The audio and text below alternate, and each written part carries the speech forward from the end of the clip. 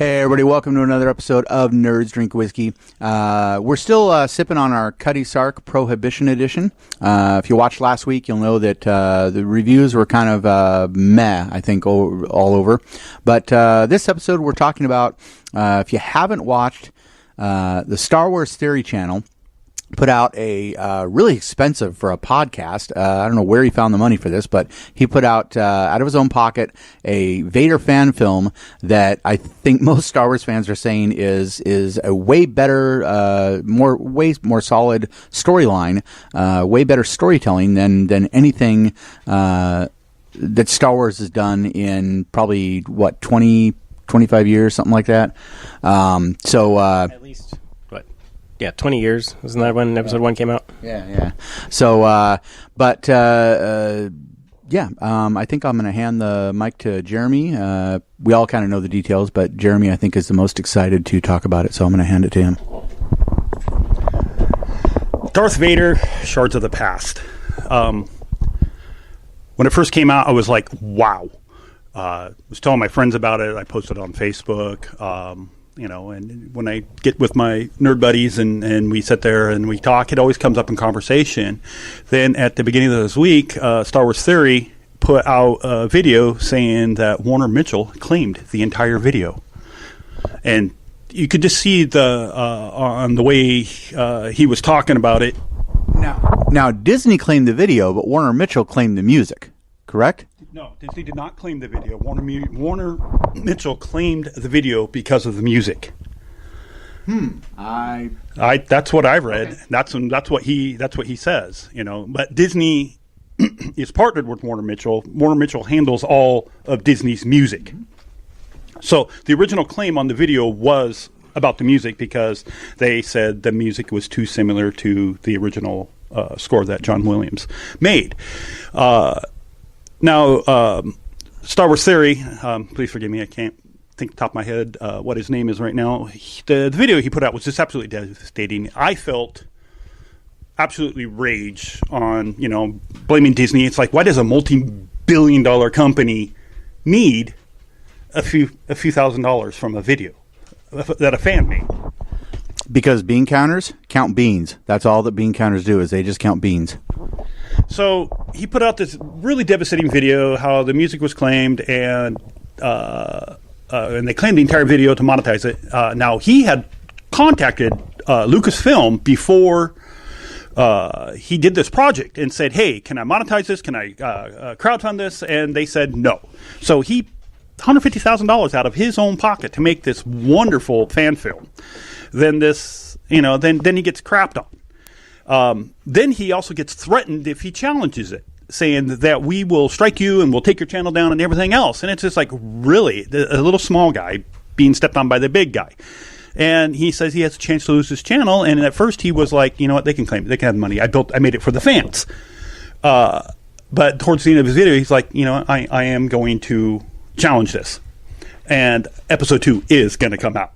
I will make it. I don't care. They can claim it all they want. I'm making this for the fans. Well, he's not challenging it in any way. He's just saying, because he never really meant to make any money himself on it anyways, and his only challenge will be to press on and make episode 2 of the Vader film. So then, was it yesterday or the day before, another video came out saying that Lucasfilm came to the plate for him and told Warner Mitchell, back off. And you could just see it. It's just like the relief let off his shoulders. My rage immediately went away, but I'm still mad at Warner Mitchell. But so he is going to go through with episode 2, and this series is going to be great. If you guys get a chance to see it, go look it up. It's Darth Vader, Shards of the Past, done by Star Wars Theory. Do you know? So I know that he wasn't able to crowdfund it originally. Do you know if at this point he'll be able to get crowdfunding for episode 2 at all, or is it has to be he personally has to pay for all of this in order? Lucasfilm said no crowdfunding, no monetization. It has to come out of his pocket. Yeah, no crowdfunding, no monetization. This is all his pocket. I wonder if their stance will change at all based off of the first one. I don't think so, because it's pretty much policy. It's pretty much ingrained in there.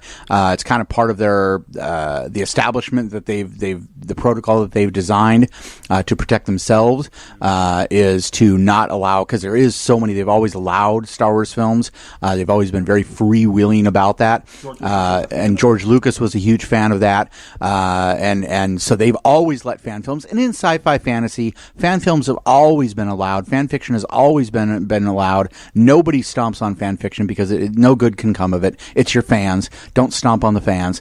But they have to have the one rule that they have. They have a rule of absolutely positively hands off, which in a way I think is good, because if you're hands off, if you don't let your mother-in-law help pay for your wedding, your mother-in-law can't screw up your wedding. So, it's we don't want the mother-in-law to be able to fund this wedding, because it really sets a bad precedent for the marriage. That's just my opinion. So, anyways, Gabe, you've been rather quiet on this episode. What's your thoughts? Well, to be perfectly honest, I'm actually, the reason why I've been kind of quiet is because of the fact that I'm in the minority. I have not seen the Vader fan film yet. I've been Get out. I'll get out after this episode, Mark. Shush. No, I've been too busy working with my day job. Thank you. But no, actually, I've always been a fan kind of Vader in the first place. It's nice to see that somebody's sitting there and putting much more broad expanse on, the story, the backstory behind Vader. Now, the problem is that, when Disney or Warner Mitchell or whoever it is sitting there trying to monetize somebody else's creation that is an independent fan creator, and they're trying to take away from their creative right and saying, oh, no, you can't do this because it sounds too similar. I've seen this on so many levels. The same thing has been done by, I forget his name, but it was a music creator that created his music that was based on similar designs to Mick Gordon for his own Doom mod. Doom, the old computer game and the new Xbox game. But, they sat there and Mick Gordon went nuts about too much similarity. So a lot of these people and a lot of these companies are really battening down the hatches on their intellectual properties these days, looking for anything to monetize.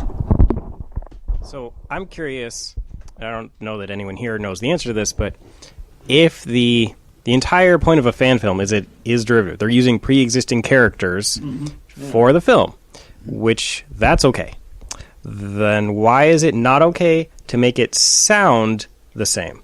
So, like, you've got the whole premise is that it's okay to make a fan film that is a derivation of an existing set of characters that are owned by an IP that they're making this fan film.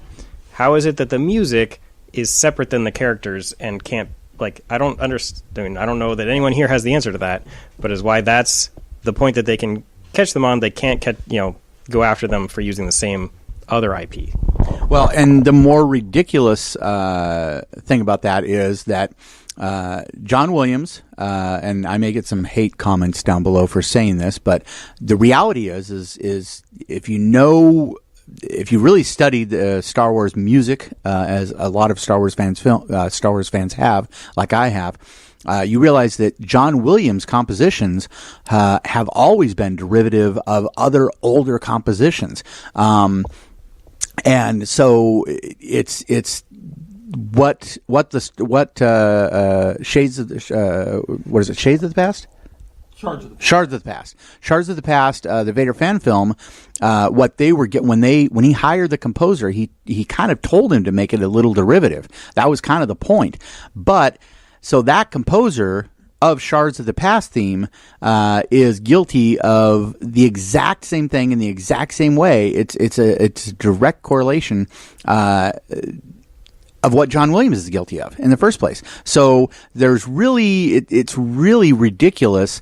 I understand not crossing certain lines with fan films. I totally understand that, actually. But when it comes to the music, having it be an original composition, but but derivative from certain aspects, that you got to be hands off on that, because, and that's probably why Lucasfilm said, you can't touch this, you can't be doing this, is because John Williams compositions themselves are derivative. So, but anyways, we do need to wrap this up. You guys got any final words, real quick? We don't want this episode to be longer than Shards of the Past itself. So please make it quick.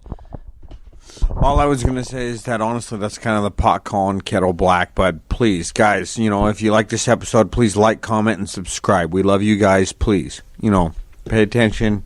Come see us again. What he said. I know in the expanded universe, George Lucas had what they called the Bible that all authors, when they wrote a book, had to read and go by the rules in that.